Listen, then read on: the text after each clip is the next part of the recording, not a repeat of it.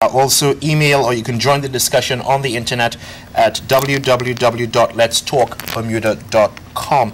Reynal, you were mentioning a short time ago that you feel people that find themselves in your situation are discriminated against, but you also made the comment that people in your situation have brains, and forgive me for referring to it like that, but you find people look down on you, but like you say, you're an intelligent young person and you're actually writing a book.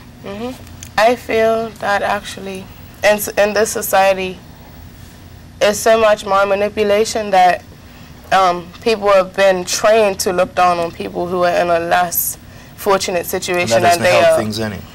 But not also looking at the fact that maybe that person does have potential. And I am writing a book. It's called Life Lessons.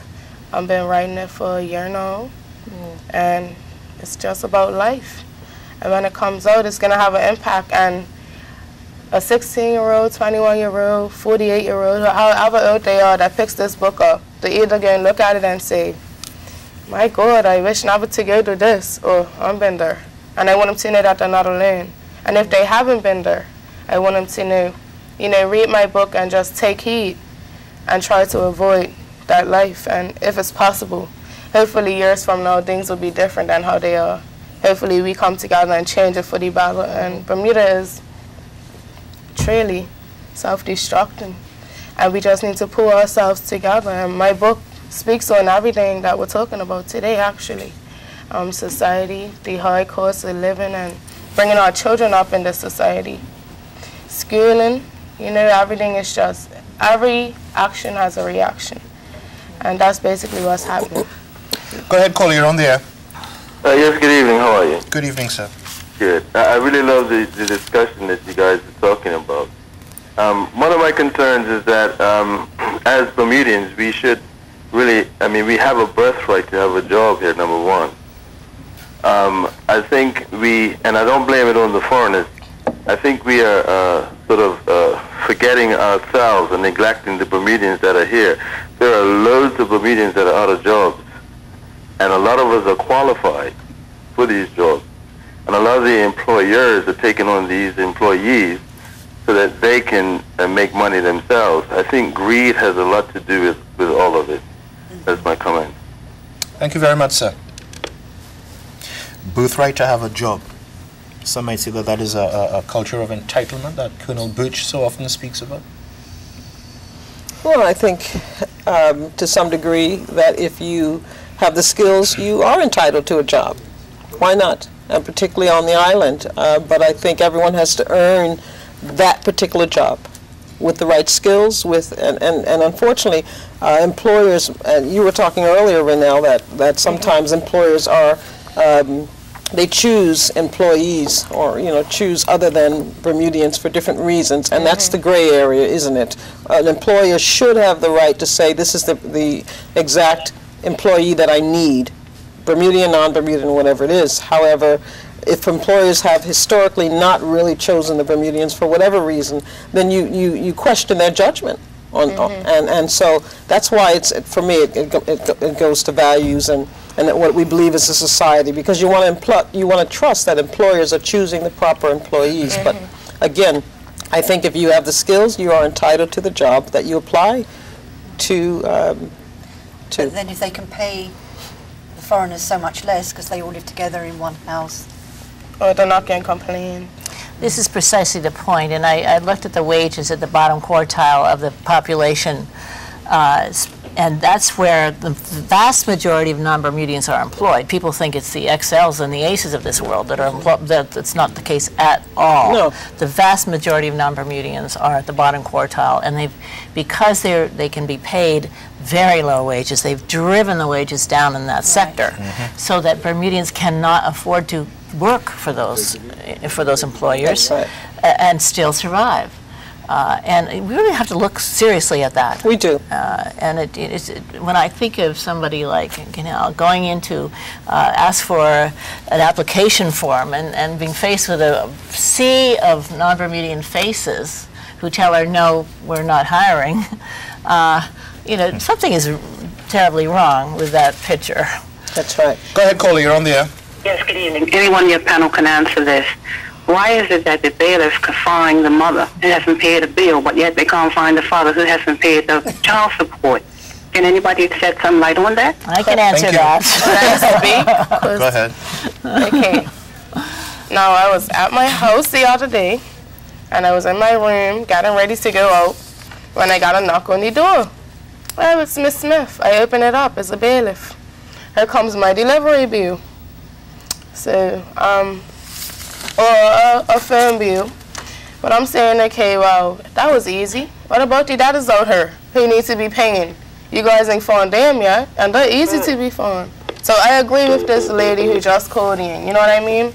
It's so easy. They come hunting us down. We had the children, we're the ones out here struggling. We're trying to make it work. 9 times out of 10, it'll be the mother who gets full custody of the child anyway, and the father not doing anything. I'm not saying all fathers are like that. I know you're a good father. Thank you. Know? But I mean, I understand what that lady's coming. But there is an essential difference, and that is that the mothers can be found because they have a place with a roof over their head and an address because they have children. The fathers do not. Yes. So that makes it, and it's like very, I very, agree. so it's clearly more difficult to find agree. the fathers, even though they. Go ahead, caller. You're on. Go ahead, caller. You're on the air. Good evening. How are you this evening? Good evening. Donald. Gary, how you doing? I'm all right, sir. Go ahead, please. The lady, the young girl, I do sympathize with her when she comes to looking for a job. But we must remember the government should take responsibility for a lot of these foreigners that are here doing jobs that Bermudians could do. They had to go through immigration. These jobs should be made sure we cannot find a Bermudian. You put a foreigner, fair enough. But a lot of these jobs, you can't find Bermudians. I saw the other day a foreigner driving a truck for a warehouse company, you know? And this is good, on and on. It's happening every day.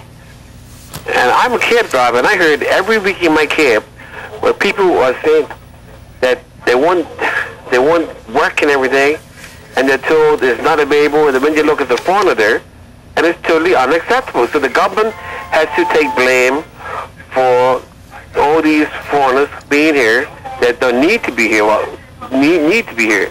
And also as far as housing, it's like history repeating itself.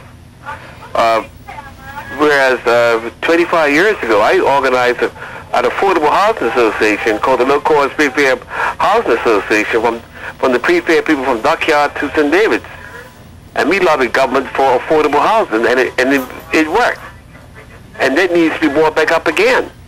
Because government, again, is not leading by example. A lot of these houses they call affordable are going for $2,000 and $3,000 a month. Single people can't afford that. Okay, so thank you very much for your comments. Before we go to the other call, I'd like to just highlight some of the comments we've received on our website. This is from Sarita. I think this is a good program. You can't even buy a 3-bedroom house under $650,000. I'm a single mother of 4 and it is not easy. So I would like to know, is there going to be rent to buy if possible?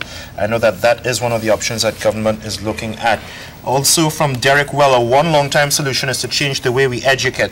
Currently we educate our children to go to school, go to college so you can get a good job. We need to add to that to educate them to go to school or college to create their own business. From Lexa, I do feel sorry for some of these young mothers that are out there struggling, but I do not agree that Bermudians generally don't want to help. I know of a mother who my family has personally helped, and she takes advantage of the generosity. It's sad that one bad apple spoils the bunch. And from We Don't Care About All Bermudians, why is it that this rich society has such difficulties in spreading the great wealth among so few people? Go ahead, caller, you're on the air. Hello. Yes, go ahead, caller. Hi, good evening. I'm a young mother. I'm a young single mother. And go ahead. hi, and turn your TV down, please, ma'am, and listen via the phone. Okay, I'm so sorry about that. I'm a young single mother. My companion is a wonderful father. He has a job on the hospital truck. He pays whatever he makes, he brings home. But together, we're still not making it. I've been everywhere for assistance. You know, where do we turn for help? I have sat down with this gentleman. We have filled out over 30 application forms.